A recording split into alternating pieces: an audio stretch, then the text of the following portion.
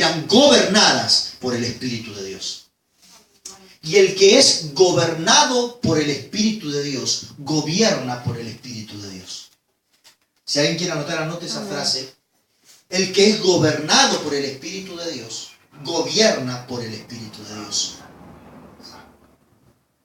Solamente el que es gobernado por el Espíritu de Dios, gobierna por el Espíritu de Dios. A todos nos gustaría gobernar por el Espíritu. A todos nos gustaría caminar en el Espíritu, ministrar por el Espíritu, hablar por el Espíritu, profetizar por el Espíritu. ¿Sí o no? Sí. Yo creo que vamos a ir a cualquier iglesia, a cualquier congregación, a cualquier concilio pastoral, vamos a ir a cualquier congreso de jóvenes y preguntamos, ¿quién acá quiere gobernar por el Espíritu? Todos van a decir un fuerte amén. Y aunque sea lo que todos quieren, no es a lo que todos acceden. ¿Cuánto me están entendiendo?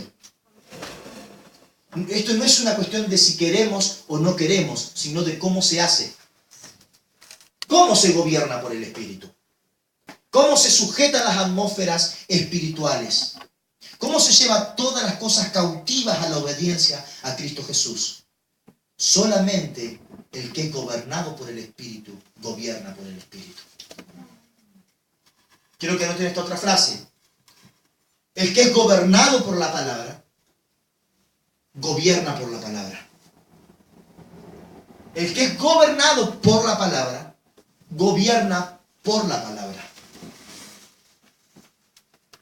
Son llaves espirituales las que les estoy dando. La que el Espíritu nos está dando en esta temporada. Para poder acceder a lo que es la iglesia gobernante. La iglesia gobernante es una realidad. La iglesia gobernante no es el sueño de este predicador, no es el sueño de los evangélicos. La iglesia gobernante es una realidad en la que están caminando los que se dejan gobernar por el Espíritu.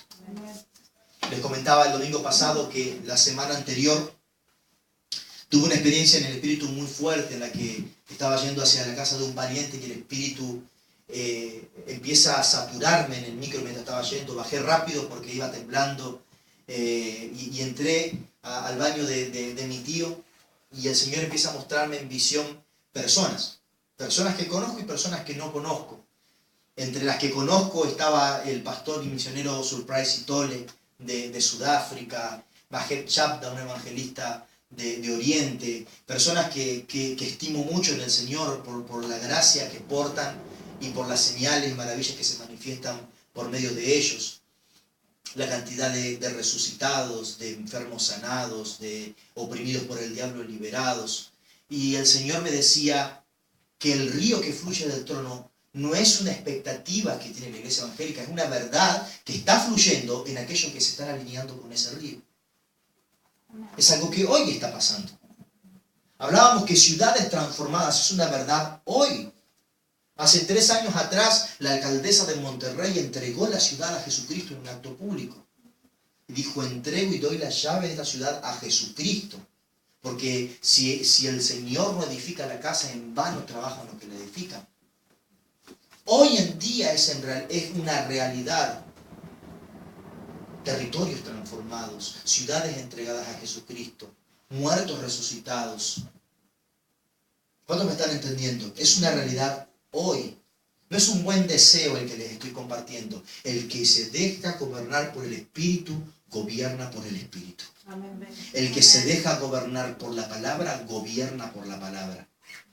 Yo no puedo pretender que la palabra tenga autoridad para todo lo que yo quiero sujetar externamente si la palabra no me sujeta internamente. Yo no puedo echar los espíritus de moralidad sexual sobre un territorio si esa palabra primero no me sujeta a mí. La palabra por la cual voy a gobernar tiene que ser la palabra que me gobierna. Y quiero que quede bien claro el tono en el que estoy hablando. No es en un tono para que genere frustración. Es en un tono para que genere hambre y desafío. Amén. Algo que nos pasa cuando predicamos palabras que exhortan o palabras que vienen a confrontar es que hay personas que inmediatamente se sienten fuera. Entonces no sirvo, dicen. No es para que digan entonces no sirvo. Es para que digan lo que necesito. Eso es lo que estoy buscando. Amén. Esta palabra busca empoderarte.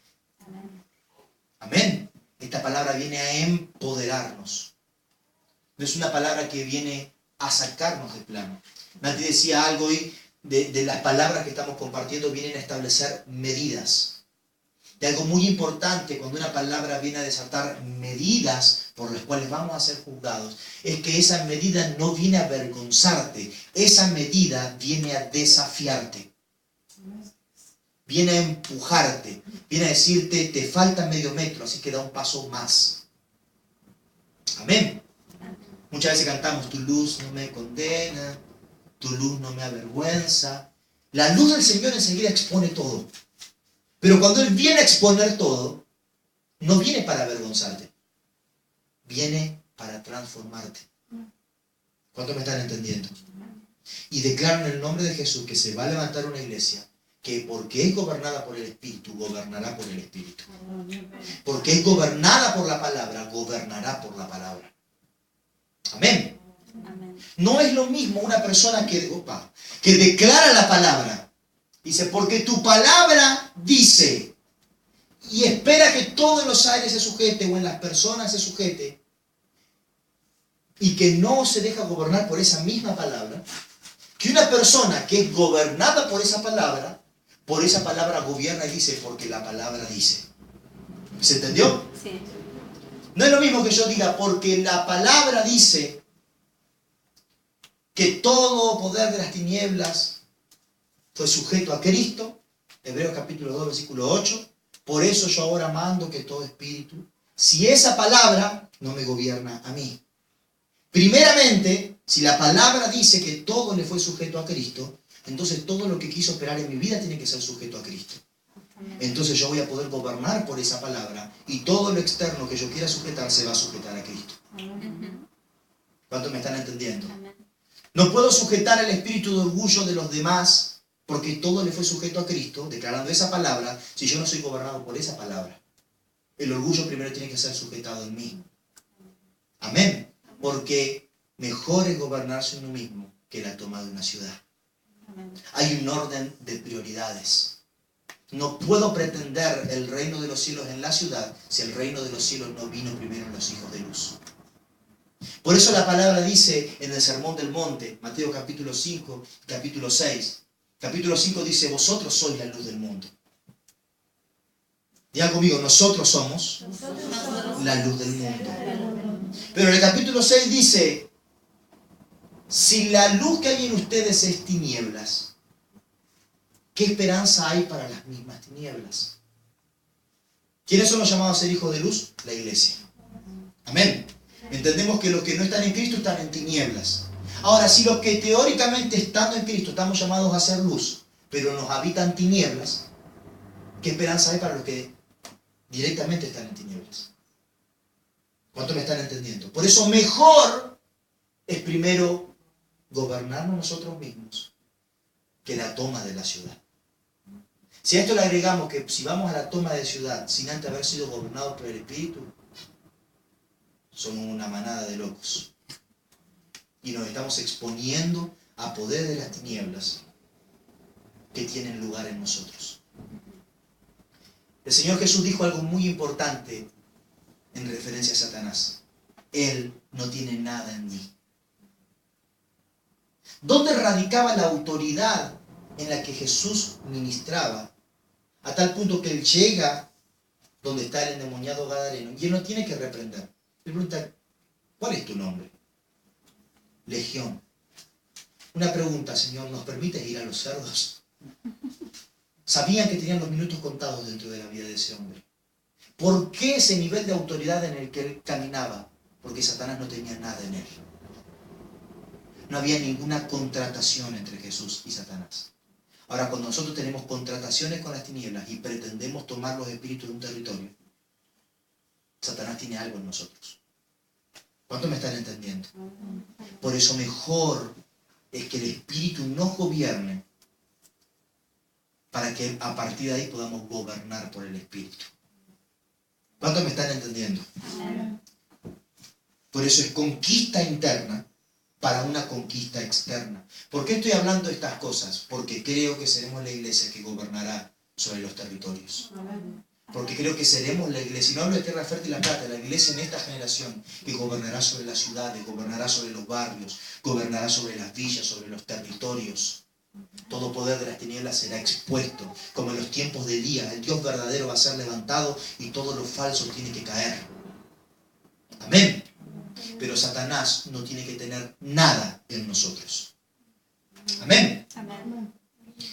Si alguien está notando, quiero que anote un par de principios espirituales que vamos a compartir. Tenemos que entender que nuestro espíritu es una atmósfera.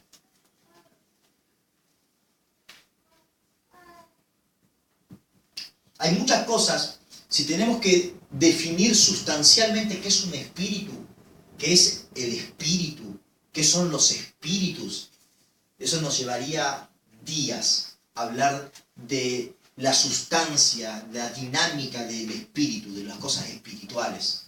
Quizás de hablar de qué es un vaso, podemos decir es vidrio, fue hecho con una matriz, que le dio una forma, y sea algo mucho más simple de describir. Ahora, describir un espíritu es algo que nos llevaría mucho tiempo. Hoy vamos a hablar del espíritu como atmósfera. Vamos a hablar, por ejemplo, que los espíritus son dimensiones, un espíritu es una dimensión, pero lo vamos a hablar otro día eso, cuando sea competente a lo que vamos a hablar. Pero nuestro espíritu es una atmósfera. Otra cosa que quiero que puedan notar. El Espíritu de Dios también es una atmósfera, que la llamamos reino. Ahora vamos a ir un poco más detallado cada cosa.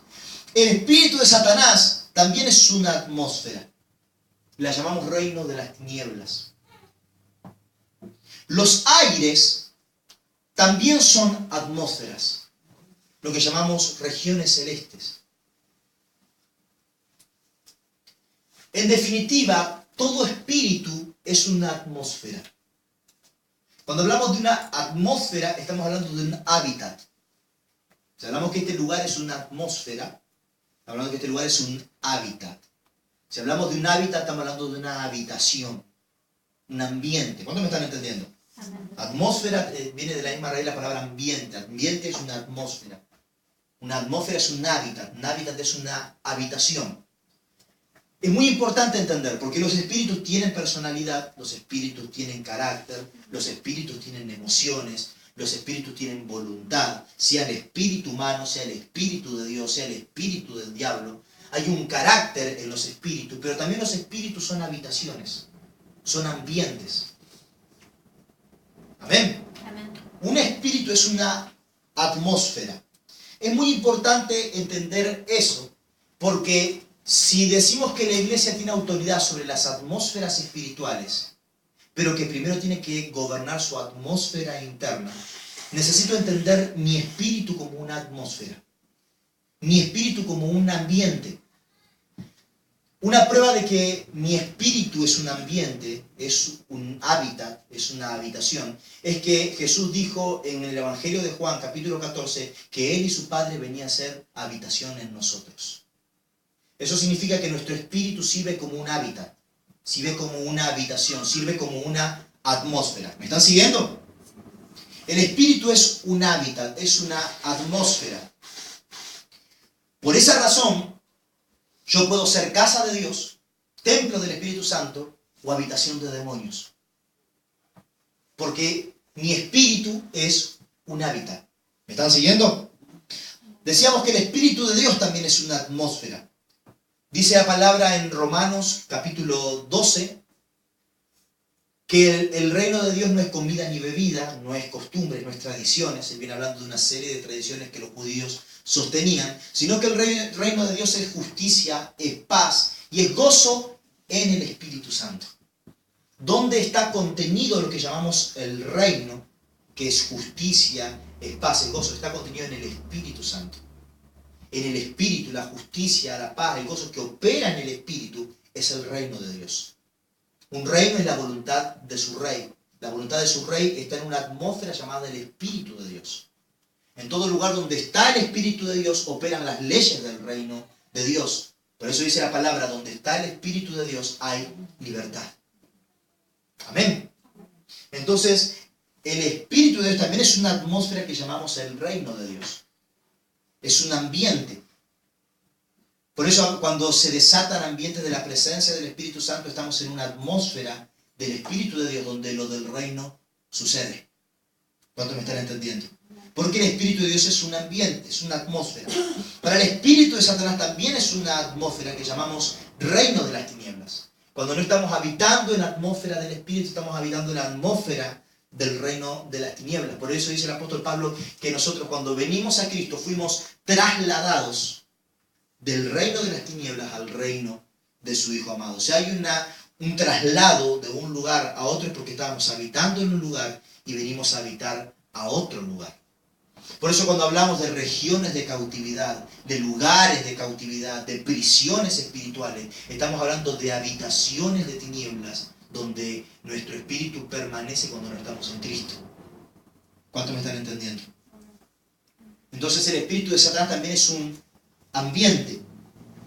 Y los aires también son atmósferas, lo que llamamos las regiones celestes. Por eso los ámbitos espirituales de regiones celestes pueden estar habitados por espíritus. ¿Cuántos me están entendiendo? Todo lo que llamamos espíritu son ambientes, son atmósferas, es un hábitat. Por eso todo espíritu puede ser un habitáculo, puede ser una habitación. Vuelvo a repetir eso, todo espíritu puede ser un habitáculo. Todo espíritu puede ser una habitación. Es en este punto donde cobra sentido que Jesús dice, yo en ustedes y ustedes en mí. En lo natural eso no tiene sentido. Es como que yo diga, yo en lo de Luciana y la casa de Luciana en mí. No. O yo en lo de Luciana o la casa de Luciana en mí. Pero no puede estar la casa de Luciana dentro mío y yo al mismo tiempo adentro de la casa de Luciana. Pero él dice que la clave de permanecer en él es él en nosotros y nosotros en él. Cuando él ora para que seamos perfectos en unidad, el Evangelio de Juan capítulo 17, él dice, Padre, ellos en mí como yo en ti, para que conozcan la perfecta unidad. Él dice, no los dejaré huérfanos, Juan capítulo 14, sino que enviaré otro consolador, el Espíritu de verdad. El mundo no me verá más, pero ustedes me verán. El que ama, obedece mis mandamientos, y mi Padre lo amará, y mi Padre y yo vendremos y haremos nuestra morada en él. O sea, Cristo en nosotros, pero también nosotros en Cristo. Esto solamente puede pasar en las dimensiones espirituales. Porque la dimensión del espíritu no está condicionada como la dimensión natural por tiempo, espacio, materia. En la dimensión natural, si yo estoy en el living, no estoy en el baño. Y si estoy en el baño, no estoy en el living. Pero en el espíritu, estamos sentados junto con Cristo en lugares celestiales. No en un lugar celestial, en lugares celestiales. ¿Cuántos me están entendiendo? En la casa de mi Padre muchas moradas hay. Por eso puedo estar espiritualmente en este lugar y estar sentado en los lugares celestiales. Porque no hay un límite en las atmósferas espirituales de tiempo, espacio y materia. Por eso Cristo está en nosotros y nosotros estamos en Cristo. Él está en nosotros y nosotros estamos en Él. Por eso todos los que están en Él son un solo espíritu con Él. Y por eso todos fuimos bautizados, como dice 1 Corintios capítulo 12, en un solo cuerpo. Nosotros fuimos bautizados en un solo cuerpo con los hermanos que están en otras congregaciones, en otras ciudades, en otras naciones. Por eso Apocalipsis dice, delante del trono, gente de toda raza, de todo pueblo, de toda lengua, de toda nación, canta que está sentado en el trono. Eso no es algo que va a pasar mañana o que va a pasar el día del juicio, va a pasar en un futuro. Hoy, gente de toda lengua, de toda raza, de toda tribu, toda nación, está en un lugar espiritual que se llama el trono de Dios. El asiento de su voluntad, desde donde se ejecutan los pensamientos y la voluntad de Dios. El trono de Dios. Pero eso Hebreos dice, el velo se rasgó y ahora podemos entrar confiadamente delante del trono de la gracia. Hoy podés entrar delante de un lugar celestial llamado el trono de la gracia. ¿Cuántos me están entendiendo? Por eso dice 1 Corintios capítulo 2, las cosas espirituales para el hombre natural son locura, solamente se han de discernir espiritualmente. ¿Cuántos me están siguiendo? Amén. Cuando nos unimos a Cristo, Él se convierte en nuestra habitación y nosotros en la de Él. Vuelvo a repetir eso. Cuando venimos a Cristo, Él se convierte en nuestra habitación y nosotros en la habitación de Cristo. Por eso dice dos cosas la palabra, que nosotros ahora somos la habitación de Cristo, el templo del Espíritu, pero también dice la palabra que en Él nos movemos, estamos y somos. Nosotros nos movemos, estamos y somos en Él, y Él en nosotros hizo de nosotros su casa. ¿Cuántos me pueden decir amén? Amén. Para conquistar las atmósferas externas, necesito conquistar mi atmósfera interna. Estamos hablando que cada espíritu es una atmósfera.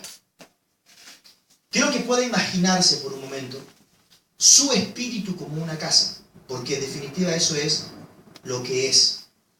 En todo momento, cuando se habla del espíritu del hombre, la palabra lo trata como un hogar, una habitación, un habitáculo.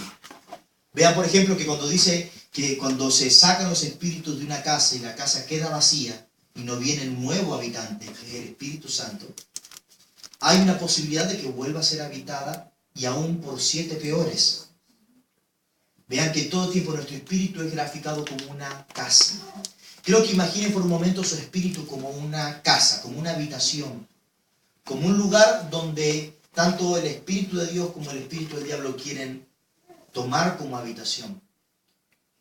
Lo que el Señor habla cuando dice de que nuestra atmósfera interna tiene que ser gobernada por el Espíritu de Dios, para por esa atmósfera gobernar toda atmósfera espiritual. Nuestra casa tiene que estar en orden. Nuestra casa tiene que tener un solo habitante. Nuestra casa tiene que ser habitación del Espíritu de Dios. Nuestra casa no puede albergar tinieblas. Nuestra casa no puede tener contrataciones con el reino de las tinieblas. Y quiero decirte esto, Satanás siempre buscará un punto en nosotros para tenerte conectado a él. Él va a buscar siempre un punto donde mantener una conexión. Él va a buscar un punto en el hombre donde mantener al hombre en un estado de conexión con él. A esto es a lo que se refería Jesús cuando decía, Satanás no tiene nada en mí. No había ningún punto de conexión, no había ninguna contratación, no había ningún negocio entre Jesús y Satanás. ¿Cuántos me están entendiendo? Ahí radicaba la autoridad de Jesús. Cuando hablamos de que debemos ser gobernados por el Espíritu, para gobernar por el Espíritu, radica también en que no debe haber en nosotros puntos de conexión con el reino de las tinieblas. No debe haber negocios con el reino de las tinieblas, no debe haber acuerdos con el reino de las tinieblas. Porque yo puedo ser alguien espiritual, y no estoy hablando en términos de la salvación, ni nada por el estilo, estoy hablando en términos de qué dirige mi vida. Ahora, ¿me están entendiendo? Es muy importante entender de que Satanás no debe tener nada en mí. Porque yo puedo parecer una persona, una persona espiritual, una persona de oración, una persona que se congrega, una persona que sirve al Señor, una persona que siempre está presta a lo que el Señor quiere hacer en cada lugar, estar sensible a la voz del Espíritu. Pero permitirme, por ejemplo, el rencor. Permitirme el mantener un viejo rencor con una persona. Entonces hay un punto en mi casa interna que tiene una contratación con Satanás. ¿Cuántos me están entendiendo? Hay un punto de conexión en mi vida espiritual en la que Él tiene algo en mí. El punto en el que Él tiene algo en mí me quita operatividad, me quita autoridad y me quita el ser de una sola cosa. Por eso vuelvo a repetir, la autoridad de Jesús radicaba en que Él no tiene nada en mí. ¿Me estoy explicando? Doy otro ejemplo. Yo puedo estar en la misma condición, sirviendo al Señor, siendo parte de una casa ministerial, estando en un servicio activo, sea en la actividad de la iglesia, o sea todos los días de mi vida, en cada lugar, entregando una palabra a quien se la tenga que entregar, predicando a tiempo y fuera de tiempo, siendo una persona de oración. Pero permitirme deseos impuros, codiciar la mujer del prójimo, mirar con malos ojos a una persona, o hablar en doble sentido con una persona, y entonces yo tengo un punto de conexión con Satanás. Él a lo mejor ya no puede arrebatarte de las manos de Dios, pero va a buscar un punto de conexión para en algún área de nuestra vida traer ruina. Por eso hay veces que hay personas que aman al Señor, que sirven de todo corazón, pero hay áreas de su vida en las que todavía hay una ruina, porque hay conexiones que tienen que cerrarse con el reino de las tinieblas. Hay permisos que, valga la redundancia, nos permitimos, que el permitirnos esas cosas nos mantiene conectados legalmente con una actividad de tinieblas en nuestras vidas. ¿Cuántos me están entendiendo? Amén. Vamos a leer Romanos capítulo 8. Romanos 8.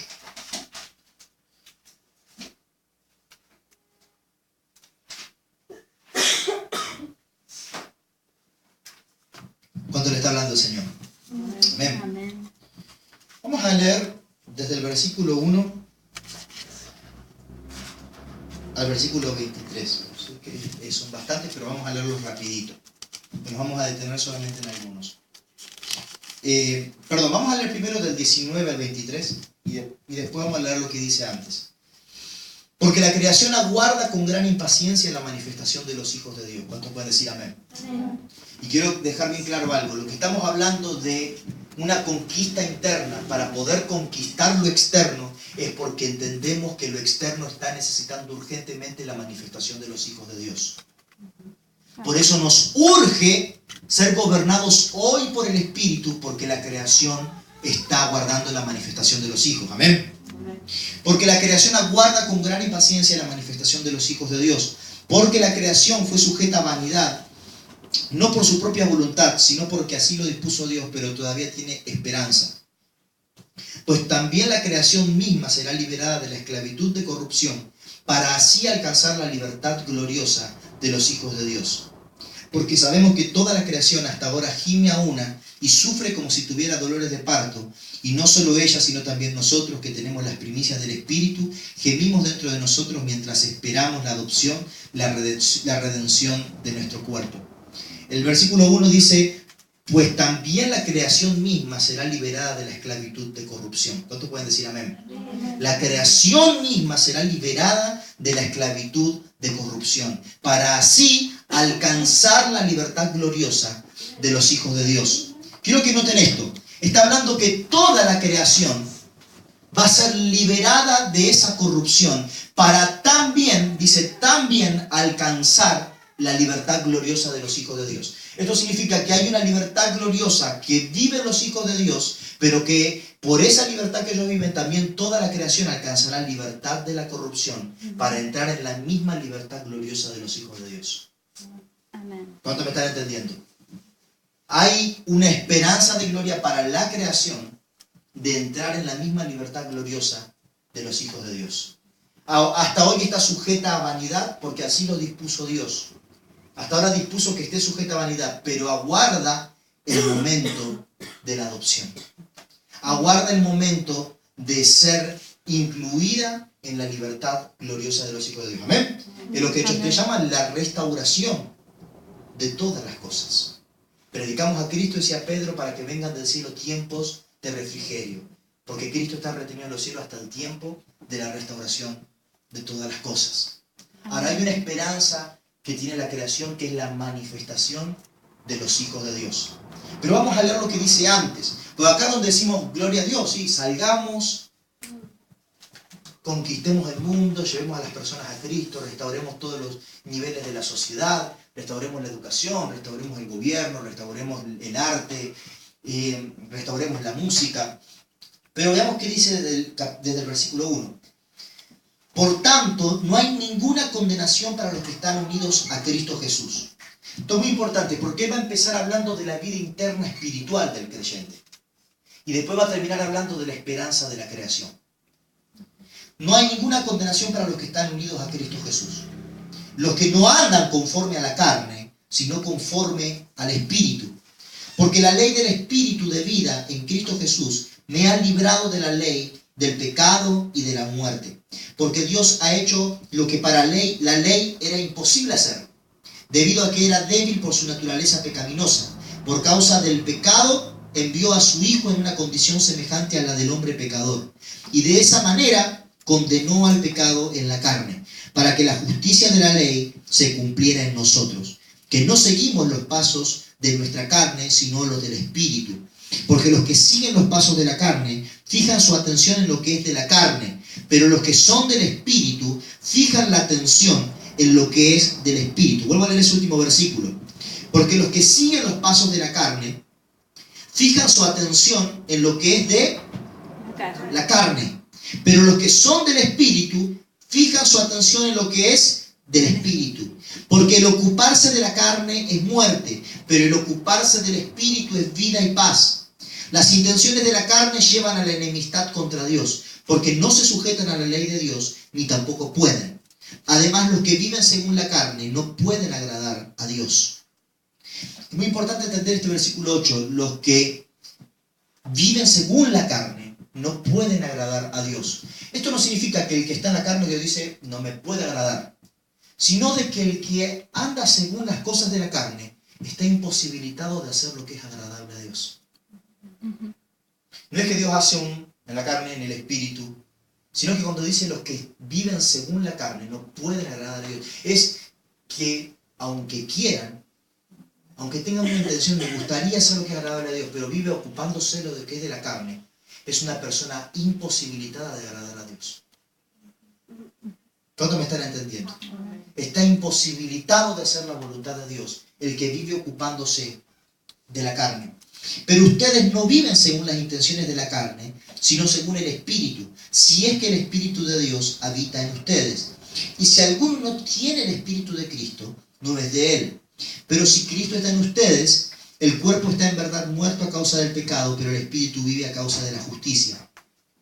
Y si el Espíritu de aquel que levantó de los muertos a Jesús vive en ustedes, el que levantó de los muertos a Cristo Jesús también dará vida a sus cuerpos mortales por medio de su Espíritu que vive en ustedes. Así que, hermanos, tenemos una deuda pendiente, pero no la de vivir en conformidad con la carne. Porque si ustedes viven en conformidad con la carne, morirán. Pero si dan muerte, quiero que presten atención a estas palabras, pero si dan muerte a las obras de la carne, por medio del Espíritu, entonces vivirán. Porque los hijos de Dios son todos aquellos que son guiados por el Espíritu de Dios. Pues ustedes no han recibido un espíritu que los esclavice nuevamente al miedo, sino que han recibido el espíritu de adopción, por el cual clamamos Abba Padre. El Espíritu mismo da testimonio a nuestro espíritu de que somos hijos de Dios. Y si somos hijos, somos también herederos, herederos de Dios y coherederos con Cristo, si es que padecemos juntamente con Él, para que juntamente con Él seamos glorificados. Pues no tengo dudas de que las aflicciones del tiempo presente en nada se comparan con la gloria venidera que habrá de revelarse en nosotros. Porque la creación aguarda con gran impaciencia la manifestación de los hijos de Dios. Porque la creación fue sujeta a vanidad, no por su propia voluntad, sino porque así lo dispuso Dios. Pero todavía tiene esperanza, pues también la creación misma será liberada de la esclavitud de corrupción, para así alcanzar la libertad gloriosa de los hijos de Dios. Amén. En otras palabras, lo que dice este capítulo es: los que logran vivir por el Espíritu van a ser los hijos que se van a manifestar por el clamor de la creación, para que toda la creación entre en la libertad gloriosa de los hijos de Dios. En otras palabras, los que conquistan su atmósfera interior conquistarán las atmósferas exteriores. ¿Cuántos me están entendiendo? Quiero recalcar dos versículos, el versículo 13 una vez más. Porque si ustedes viven en conformidad con la carne, morirán. Pero si dan muerte a las obras de la carne por medio del Espíritu, entonces vivirán. Él viene instando a que no se ocupen de la carne, sino que se ocupen del Espíritu, a que no satisfagan a la carne, sino que obedezcan al Espíritu. Versículo 14 dice, porque los que son guiados por el Espíritu de Dios son hijos de Dios. No recibieron espíritu de esclavitud para estar otra vez atados al temor, recibieron el espíritu de adopción para poder clamar Abba Padre. Y dice, porque la creación aguarda, versículo 19, con gran impaciencia. Diga conmigo la creación. La creación Aguarda con gran impaciencia aguarda con la manifestación de los hijos de Dios. Hablamos hace muchos meses atrás que manifestación es lo mismo que exhibición. No la exhibición de los hijos de Dios. No es que ahora los evangélicos salgamos y nos exhibamos. Y hagamos cosas para que la gente vea que acá estamos. Sino la manifestación. Y hablamos que manifestación es algo que se da por naturaleza. Cuando decimos una persona manifestó síntomas de sarampión, no es que la persona dijo, vamos a alargar un par de granos. Vamos a exhibir. Eso es exhibición. Es decir, vamos a hacer panfletear, vamos a hacer algo. Eso es exhibición. Manifestación es lo que sale por naturaleza. El mundo necesita la naturaleza de Cristo manifestándose por medio de nosotros. Que así como se manifiestan los síntomas de una enfermedad, es algo que brota de una persona, brote la manifestación del Hijo de Dios por medio de los hijos. Amén. ¿Cuánto me están entendiendo? Personas que son gobernadas por el Espíritu manifiestan la vida del Espíritu y entonces la creación que estaba sujeta a vanidad entra a la libertad gloriosa de los hijos de Dios. ¿Cuántos me pueden decir amén? Amén. Leemos un pasaje más. Es dos pasajes más. Mateo 17,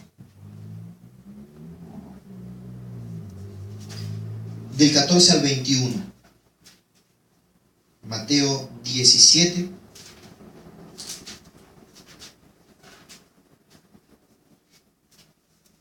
del 14 al 21.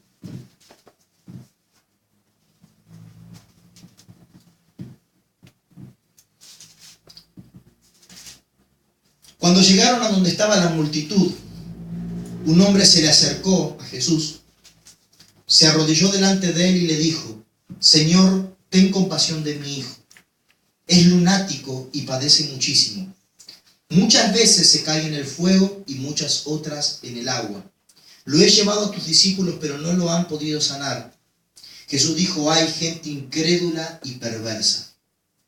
¿Hasta cuándo tendré que estar con ustedes? ¿Hasta cuándo tendré que soportarlos? Tráiganmelo acá. Jesús reprendió entonces al demonio y éste salió del muchacho y desde aquel mismo instante el muchacho quedó sano. Después los discípulos hablaron con Jesús aparte y le preguntaron, ¿por qué nosotros no pudimos expulsarlo? Jesús les dijo, porque ustedes tienen muy poca fe. De cierto les digo que si tuvieran fe como un grano de mostaza, le dirían a este monte, quítate de allí y vete a este otro lugar, y el monte les obedecería. Nada sería imposible para ustedes. Pero este género no sale sino con oración y ayuno. Es un pasaje muy conocido cuando se habla de guerra espiritual, cuando se habla de liberación. Pero hace un tiempo que el Señor viene resignificándonos lo que este pasaje quiere ministrar. Lo que esta palabra tiene la intención para aquel que lo lea. Con mi amigo Fran estuvimos charlando mucho acerca de este pasaje, inquiriendo en qué es lo que Jesús les quiso decir. Porque Él se enoja tanto y dice, hay generación incrédula y perversa. ¿Hasta cuándo tendré que estar entre ustedes? ¿Hasta cuándo tendré que soportarlos? Son muy duras las palabras del Señor. Pero dice la historia que viene un hombre muy abrumado con su hijo y rogándole de rodillas le dice, Señor, por favor, no soportamos más la condición de mi hijo. El espíritu que tiene lo tira al fuego para que se muera, lo tira al agua para que se ahogue. Entonces dice que Jesús, lo primero que él hace, antes de ministrar a ese chico, él no está pendiente de ese chico, él está pendiente de la incredulidad de sus discípulos. Porque yo lo traje a tus discípulos, pero ninguno lo pudo liberar. Los discípulos venían haciendo señales. Él ya había comisionado a los 70, de los 70 había apartado a los 12, ya los había nombrado sus apóstoles, ya los había mandado muchas veces a pueblos, aldeas, a hacer señales, a orar por los enfermos, a limpiar los leprosos. Pero cuando le trajeron a este muchacho, no pudimos. Entonces vienen al maestro. Mire, maestro, ninguno de sus discípulos pudo, así que le pido que lo haga usted. Y Jesús ni siquiera se enfoca en el muchacho, sino que él dice, hay generación incrédula y perversa, ¿hasta cuándo estaré entre ustedes? ¿Hasta cuándo tendré que soportarlos? Es como que le traen el endemoniado acá, el enfermo acá, y él se la agarra con sus discípulos. Dice que les pone la mano en el endemoniado, lo libera y llévenselo. Y sigue con los discípulos. Nunca el foco de esta conversación está en el muchacho, sino que está en la poca fe de los discípulos. Entonces los discípulos le preguntan, Señor, ¿por qué nosotros no pudimos? Entonces el Señor le dice, porque tienen muy poca fe. Había un problema interno en los discípulos. Pudieron hacer muchas otras cosas, pero con esta situación no pudieron. Esto es muy importante porque hay veces que nosotros terminamos concluyendo frente a situaciones, bueno, yo oré y declaré la palabra. Si no terminó sucediendo, no sería la voluntad de Dios. ¿Saben qué? Los discípulos podrían haber orado por este muchacho, podrían haberlo no liberado y haber concluido, bueno, no sería de Dios que tenía que liberarse. Tendrá otro tiempo. El Señor tendrá sus procesos con él. Sin embargo, el tema no era si era voluntad de Dios o no era voluntad de Dios, sino que había algo que todavía faltaba desarrollarse en el interior de los discípulos. ¿Cuántos me están siguiendo? Porque después viene otro con más fe y sí lo echa fuera. ¿Cuántos me están entendiendo? Ellos no pudieron, pero el maestro sí pudo. Si él pudo, significaba que se podía. Que él pudo dejó en evidencia de que en ellos faltaba formarse algo que en Jesús estaba formado y por eso él pudo. ¿Cuántos me están entendiendo? Por eso él se enoja con ellos. Él no se enojaría si en realidad ellos no pudieron porque eran discípulos, yo porque soy el maestro. No, si él se enojó es porque habían cosas que todavía no habían sido formadas en ellos. Que para esta instancia ya ellos tendrían que haber podido. Y él le dice, si aunque sea tuvieran fe como una semilla de mostaza, vuelve a recalcarle de que su problema era que no habían crecido en fe. Su atmósfera interior no había sido desarrollada en esta área. Ustedes le dirían a ese monte, muévete, y este les obedecería. No habría límite, les dijo, para lo que podrían hacer. Quiero decirles algo, no habría límites en la iglesia si fuera plenamente gobernada por el Espíritu de Dios. Amén. Si Satanás no tuviera nada en ella, si hicieran crecer la vida de Cristo dentro de sí misma, no habría límite. Digan conmigo, no habría límite. No habría límite. Para lo que ustedes pudieran hacer. Pero este género, les dice, no sale si no es con oración y ayuno. El punto en el que varias personas empezaron a proponer hace unos meses atrás, y con Fran charlábamos al respecto de esto, no sé si lo charló con vos en algún momento, seguramente, es ¿de qué género se estaba refiriendo el Señor? Porque siempre concluimos que Él está hablando del demonio que le sacó al chico, pero Él en ningún momento se enfocó en el chico en la conversación, se enfocó en la falta de fe, en la incredulidad y en la perversión que había en sus discípulos. Generación incrédula y perversa. Él todo el tiempo está hablando con ellos, Él nunca habla con el Padre, Él nunca interactúa con el niño, Él nunca interactúa con nadie del problema, Él interactúa todo el tiempo con los discípulos, su incredulidad y su perversión. Y con que les faltaba fe. De hecho, la perversión y la incredulidad de las que le demanda es que no tenían fe. Y Él le dice, pero este género sale con oración y ayuno. Él está mandándolos a oración y ayuno.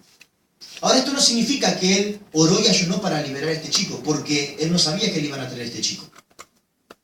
Significaba de que Él estaba permaneciendo en una vida de oración y ayuno.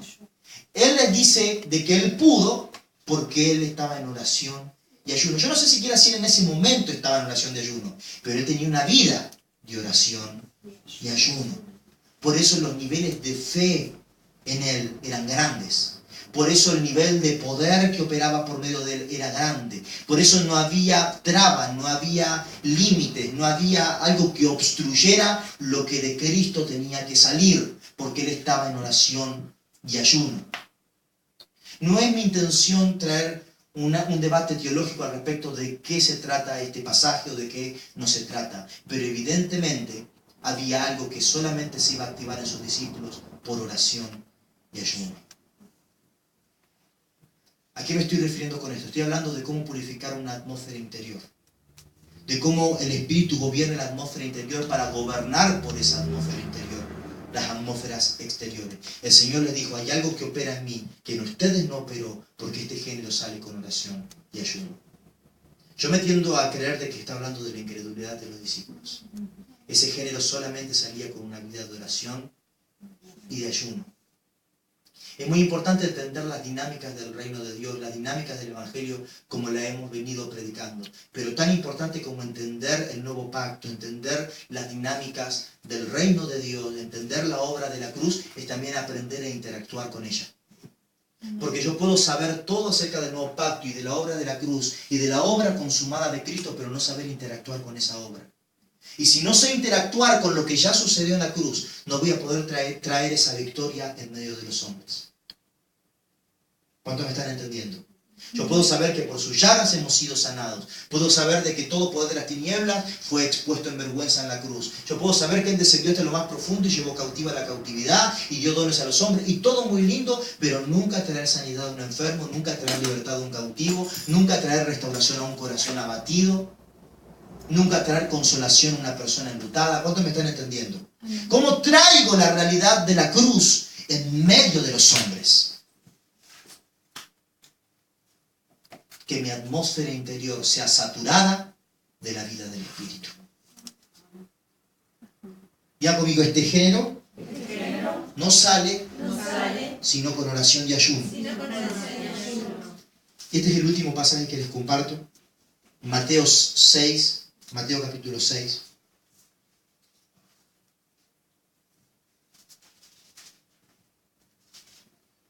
Versículo 5. Cuando ores, no seas como los hipócritas, porque a ellos les encanta orar en pie en las sinagogas y en las esquinas de las calles, para que la gente los vea. De cierto les digo que con eso ya se han ganado su recompensa. Pero tú cuando ores, entra en tu aposento, y con la puerta cerrada, ora a tu Padre que está en secreto, y tu Padre que ve en lo secreto, te recompensará en público. Lo primero que quiero compartirles como una llave es oración. Se trata de mi comunión íntima con el Señor. Gloria a Dios por los tiempos congregacionales, gloria a Dios por los tiempos en los que puedo con los hermanos levantar mis manos, orar. Pero tenemos que entender de que cuando Dios está hablando de oración, está hablando de la atmósfera interna del creyente. Oración empieza en mi atmósfera interna, empieza en mi espíritu. No empieza en mi carne, no empieza en mi necesidad. No empieza en los deseos de mi corazón. Oración empieza en mi espíritu. Cuando tú ores, ve a lo secreto. Siempre que Dios quiere empezar algo en secreto, siempre que Dios llama a la iglesia a lo secreto, es porque está a punto de hacer algo en público. Porque el que ora en lo secreto, el que es fiel en lo secreto, será recompensado en público. Siempre hablamos, recompensa pública no se trata, te voy a dar fama, te voy a dar... No, recompensa pública. ¿Será que siempre que declare la palabra no caerá en tierra? Siempre que pongas tus manos, la obra del Señor será hecha. Siempre que con fe vayan, los ambientes serán transformados. Todo en los aires será sujetado. Eso es recompensa pública. ¿Cuánto me están entendiendo? Es el respaldo de Dios a donde sea que Él te envíe. Amén. Siempre que Él te llama a lo secreto, es porque viene recompensa pública. Porque antes de tomar una ciudad, yo necesito gobernar mi vida por el Espíritu. Oración, quiero que anoten eso, oración es mi vida gobernada por el Espíritu. Oración no es que digo, no es que hablo, es que sea gobernado por el Espíritu. Todo lo que yo hable a partir de esta plataforma es oración. Por eso Pablo decía, ¿qué pues oraremos si no sabemos cómo orar? Pero el Espíritu intercede por nosotros con gemidos indecibles. Oración es gobierno del Espíritu en la atmósfera interior. Y el segundo versículo, el mismo capítulo 6, pero el versículo 16. Cuando ustedes ayunen, no se muestren afligidos como los hipócritas, porque ellos demudan su rostro para mostrarle a la gente que están ayunando. De cierto les digo que ya se han ganado su recompensa. Pero tú, cuando ayunes, perfúmate la cabeza y lávate la cara, para no mostrar a los demás que estás ayunando, sino a tu Padre que está en secreto. Y tu Padre que ve en lo secreto te recompensará en público. Amén. ¿Sí puedo acompañar un momentito? ¿Qué hacía Jesús todas las mañanas cuando Él se despertaba? Dice que Él se apartaba del resto, se apartaba de los discípulos y estaba con el Padre. ¿Cuántos recuerdan? Una y otra vez vamos a ver de que Él se apartó. En otras ocasiones, en la noche, tarde, después de ministrar a las multitudes, adelántense en la barca porque yo me voy a quedar orando. Y Él después camina sobre las aguas para llegar hacia el bote. Él todo el tiempo buscaba espacio donde estar a solas con el Padre. Dos cosas dice para el que ora en el secreto. Perdón, dos cosas dice, una para la que ora en el secreto y otra para el que ayuna en lo secreto. Para los dos es lo mismo. Recompensa pública. Recompensa pública es gobierno sobre las atmósferas espirituales. Recompensa pública es toma de territorios. Recompensa pública es una ciudad siendo trastornada. Como dice la palabra, estos que trastornan las ciudades. Recompensa pública es un barrio que empieza a ser afectado por la presencia del Señor. Recompensa pública es un movimiento del Espíritu por medio de la iglesia que empieza a llenar las calles de nuestra ciudad. Pero recompensa pública viene cuando oro en lo secreto y cuando ayuno en lo secreto. Los discípulos no veían recompensa pública con este muchacho. El Espíritu no se le sujetaba. Y Jesús le dijo, generación incrédula y perversa. Cierra tus ojos en donde estás. Padre, primeramente te pedimos perdón. Perdón por haber pretendido transformar algo en los ambientes cuando nuestra atmósfera interior no la permitimos ser afectada por el Espíritu. Cuando a veces mantenemos contrataciones con las tinieblas en nosotros y además pretendemos de que nos respaldes para sujetar espíritus por otro lado. No, Señor, entendemos que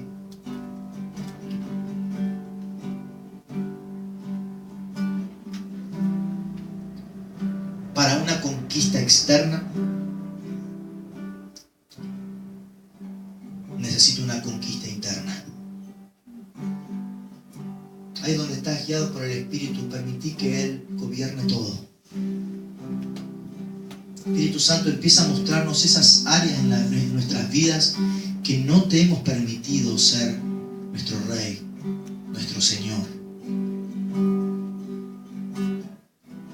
Esas áreas en nuestra vida, Señor, en las que seguimos manteniendo contrataciones con las tinieblas, contrataciones con la maldad, contrataciones con los deseos impuros, contrataciones con los malos deseos.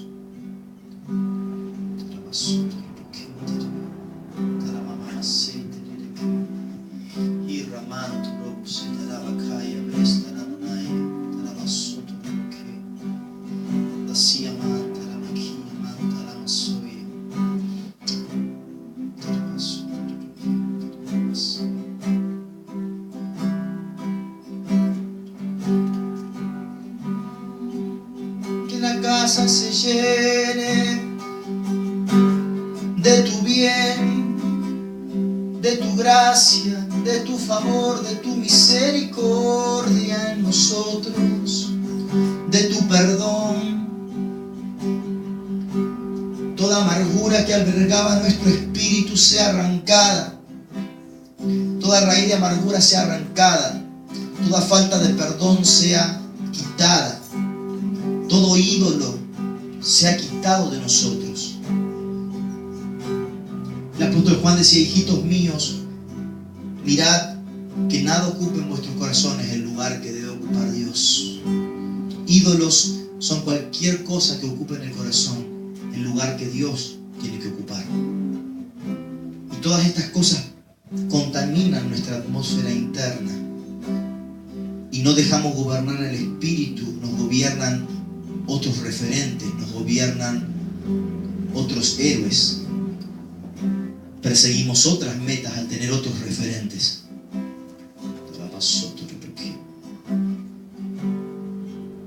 Pero declaro que viene una purificación a la casa, viene una purificación al templo del espíritu, viene una purificación a tu vida. Los ídolos empiezan a ser barridos, los ídolos empiezan a ser quitados. Aún siervos de Dios, que los honramos y los amamos, y son una inspiración para poder caminar en la entrega y en la unción que muchos de ellos caminan, pero no deben ocupar un lugar en el corazón que Dios tiene que ocupar. Cristo es el modelo, Cristo es la estatura. Que solamente Cristo sea posicionado en el centro de nuestros corazones.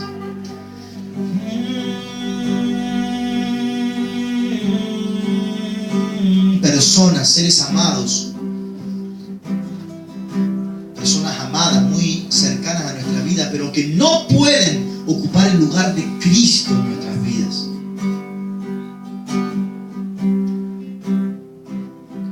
El que no puede dejar padre, madre, hermano, no puede ser mi discípulo. Significa que nadie tenga que irse de casa, pero no puede ocupar nada el lugar que Cristo tiene que ocupar.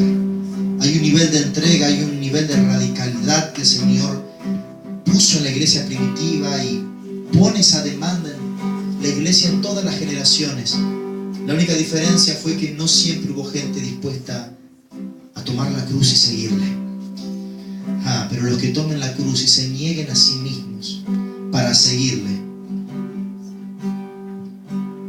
y se dejen gobernar internamente por Él, gobernarán por esa misma atmósfera todos los ambientes de la tierra, los ambientes que operan en la vida de otras personas, los ambientes que operan en tu casa, en tu trabajo, en tu familia, en tus seres queridos, en tus parientes, en tu estudio.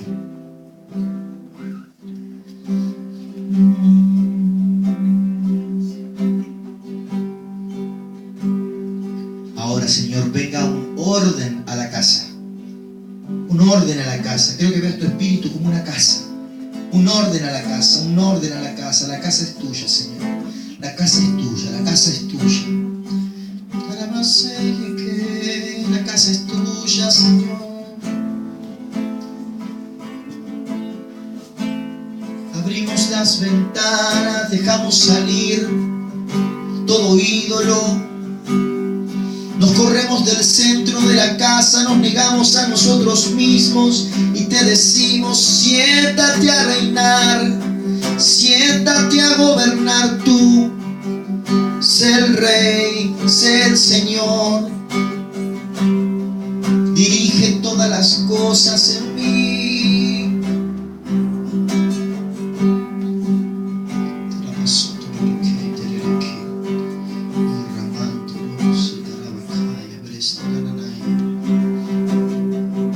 Orden. Padre, así como dice la palabra, como dijo el rey Salomón, en el principio era la sabiduría.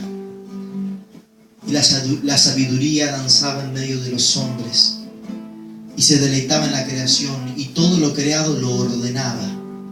Tu sabiduría ordena, tu sabiduría ordena. Cristo, sabiduría de Dios y poder de Dios, ordena, ordena, ordena, establece nuevas prioridades, nuevos órdenes de prioridades vienen sobre sus vidas por la palabra. palabra. Nada puede ocupar el lugar que Dios tiene que ocupar. Un nuevo orden de prioridades viene, porque un nuevo tiempo viene.